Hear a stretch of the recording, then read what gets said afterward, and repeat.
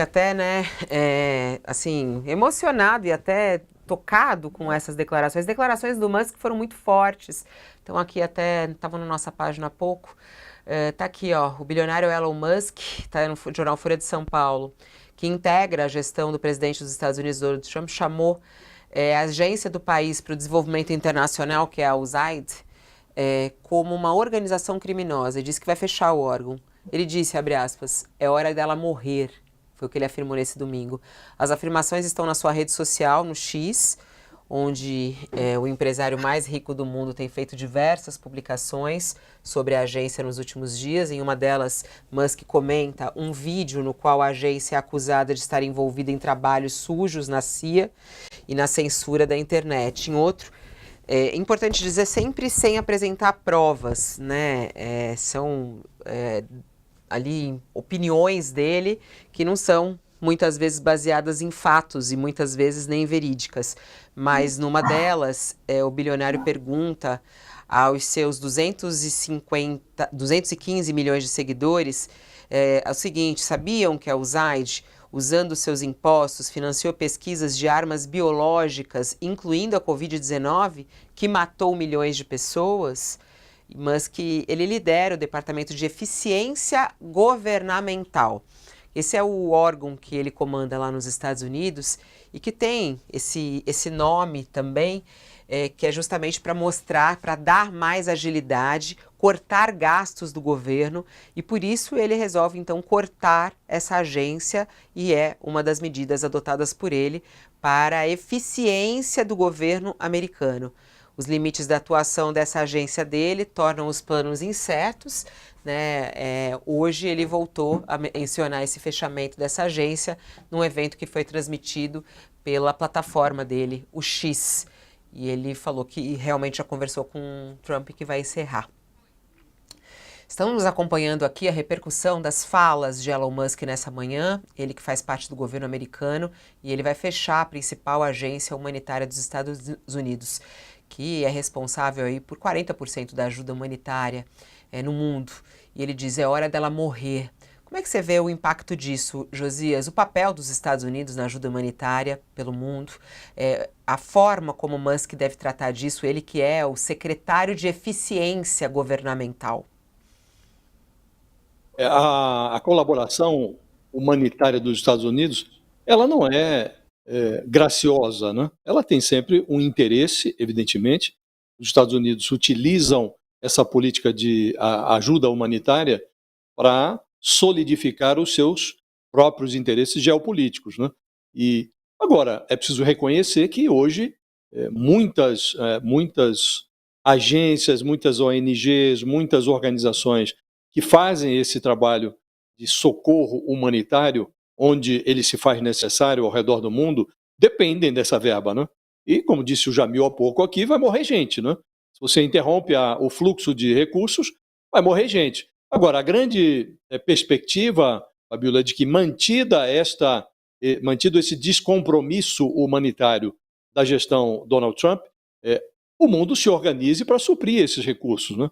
A China, que é hoje o contraponto aos Estados Unidos no mundo, pode entrar, pode colocar dinheiro nisso, porque é algo que interfere no interesse geopolítico dos países e melhora a imagem, né? Então, deve-se torcer por isso. Em relação às medidas econômicas, é muito impressionante o que está fazendo o Donald Trump, né? Ele próprio admite que vai doer no americano. As providências que ele está adotando, impondo tarifas a produtos, inclusive de parceiros tradicionais dos Estados Unidos, como Canadá e México, tarifas de 25% sobre produtos vindos do Canadá e do México, que isso vai doer para os próprios americanos. E os reflexos já começaram a ser sentidos no mercado. Hoje houve queda das bolsas ao redor do mundo, e é curioso porque caíram as ações, inclusive, de empresas automobilísticas americanas, porque muitos dos automóveis que rodam nos Estados Unidos, eles são montados no México, no Canadá. Os automóveis do Elon Musk, que é o secretário lá do governo Trump, todo-poderoso, os carros da Tesla, do Elon Musk, são montados na China, no Canadá também. E Um detalhe chama a atenção, Fabíola, e pode representar algo. O Jamil nos conta que, depois de taxar os produtos do Canadá em 25%, o primeiro-ministro canadense, o Justin Trudeau, anunciou que, então tá bem, vamos taxar também aqui os produtos americanos no Canadá. Criou-se ali uma animosidade em relação aos americanos no Canadá, e o Trump abriu uma negociação. Disse que conversou com o Trudeau na manhã desta segunda-feira e que voltará a falar. Chama a atenção que o Trump tenha imposto tarifas de 10% à China. Durante a campanha ele disse que ia taxar produtos chineses em 60%. E a tarifa que ele impôs à China, de 10%, é menor, inclusive, do que a que ele está submetendo os produtos do Canadá e do México, né? Isso pode representar alguma coisa, Fabíola, e vem sendo entendida nos mercados internacionais como uma abertura do Trump para negociar com a China num patamar que permita ao Trump estabelecer uma espécie de G2, um grupo dos 2 países mais influentes do mundo, os Estados Unidos e China, e uma negociação que passaria pela negociação da paz na Ucrânia, ao restabelecimento do TikTok nos Estados Unidos, que interessa muito à China, uma mudança do comportamento dos Estados Unidos, da política dos Estados Unidos para Taiwan, que é hoje tem lá uma ilha independente que a China quer que mude essa realidade. Então, pode ser que haja aí, a partir dessa taxa de 10%, que é michuruca, perto dos 25% que o Trump impôs ao Canadá e ao México, esse 10% para a China pode representar um interesse do Donald Trump em negociar com o presidente chinês, o Xi Jinping, um acordo mais amplo que leve a um reposicionamento dos Estados Unidos e da China, de tal sorte a estabelecer essa espécie de G2 entre os 2 países mais influentes do mundo, né? O fato é que esse início do governo Trump sinaliza que ele está fazendo uma política que não interessa nem aos Estados Unidos, porque vai aumentar a inflação nos Estados Unidos, e ele se elegeu dizendo que o governo do Joe Biden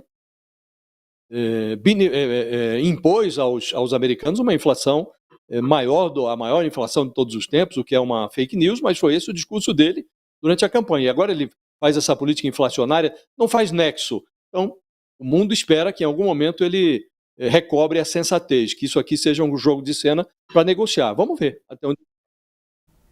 Vamos ver, mas é algo muito preocupante, né? O que pode vir de medidas. E muito forte essa declaração o Thales, do Musk. Tem que morrer essa agência. A forma como trata a ajuda humanitária, né? A forma como ele trata essas pessoas que precisam, pelo mundo, da ajuda dos Estados Unidos. Não surpreende, né, Thales, mas assusta. Não surpreende, mas aos poucos o mundo vai também encontrando formas de lidar com o Trump.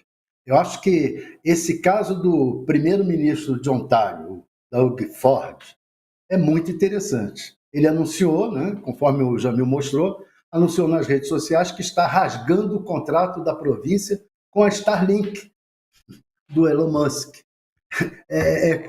Aí começa a criar problema, porque vai começar o Elon Musk a sentir que também vai doer no bolso dele. Não vai doer só para o povo americano as retaliações que os outros países devem fazer contra os Estados Unidos por causa dessas tarifas que o Trump está anunciando e que o Elon Musk muito apoia. Mas também vai doer no próprio bolso do Musk. E aí começa a coisa a mudar um pouco. Você veja que quando aqui o Musk tomou...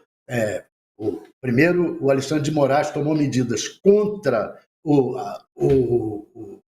tweet, o antigo tweet, agora X, porque não estava obedecendo às leis brasileiras, o Elon Musk meio que ignorou, tomou uma multa lá de 35 milhões e ignorou.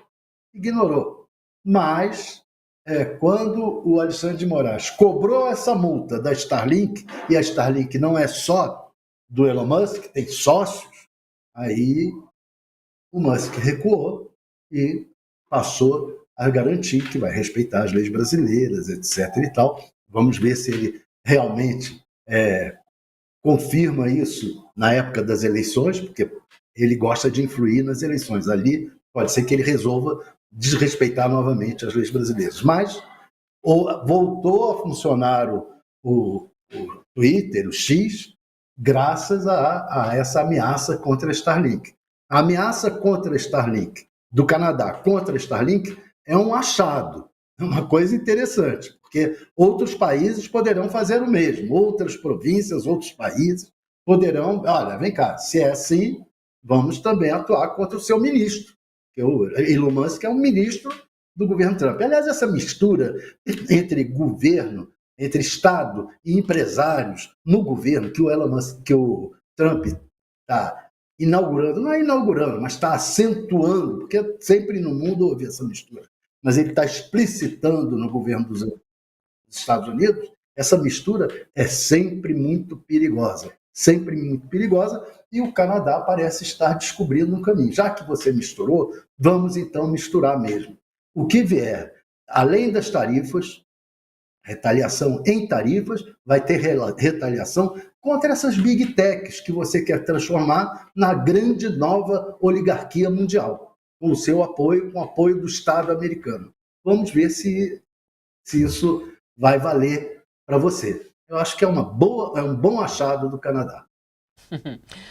Mais um intervalo para quem está conosco na TV. Se você quiser continuar conosco, liga aí o YouTube.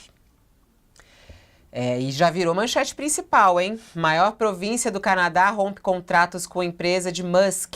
A decisão ocorre após o anúncio de Trump sobre as tarifas comerciais para o país vizinho. A reportagem